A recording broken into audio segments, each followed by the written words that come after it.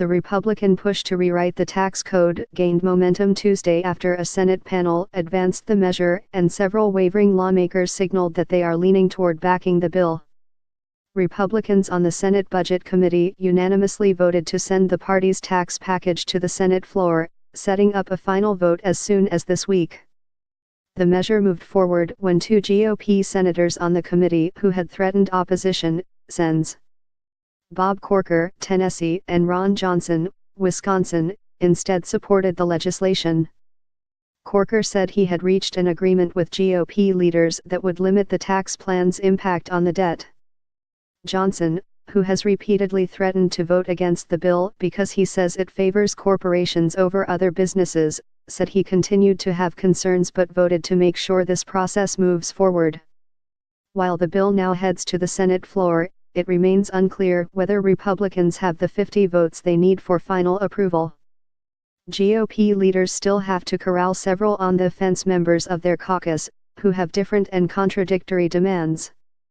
But getting the legislation to the floor represents a significant victory for President Trump and Republican leaders, who are trying to deliver a major legislative accomplishment after a year full of misfires.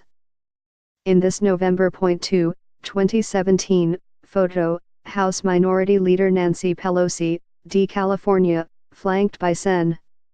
Ron Wyden, D. or, the ranking member of the Senate Finance Committee, left, and Senate Minority Leader Chuck Schumer, DNY, holds a news conference on Capitol Hill to respond to the Republican tax reform plan in Washington.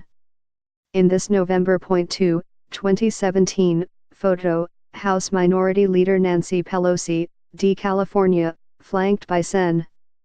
Ron Wyden, D. or, the ranking member of the Senate Finance Committee, left, and Senate Minority Leader Chuck Schumer, DNY, holds a news conference on Capitol Hill to respond to the Republican tax reform plan in Washington.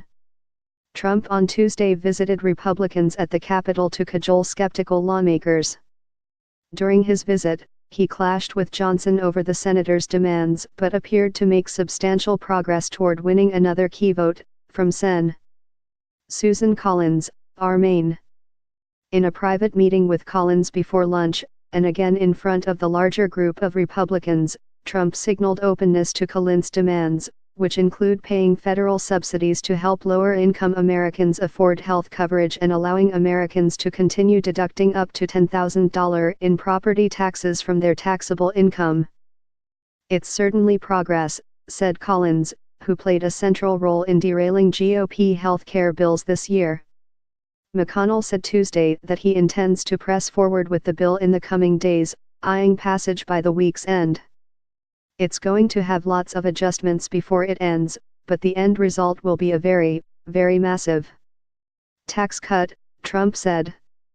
Beyond bolstering support for the bill, Republicans must also fit the sweeping tax cut, most of it aimed at businesses, into a tight fiscal straitjacket because of their decision to use special budget procedures to avoid a Democratic filibuster. That means the changes sought by Collins, Johnson, and others would require finding offsetting revenue elsewhere in the bill.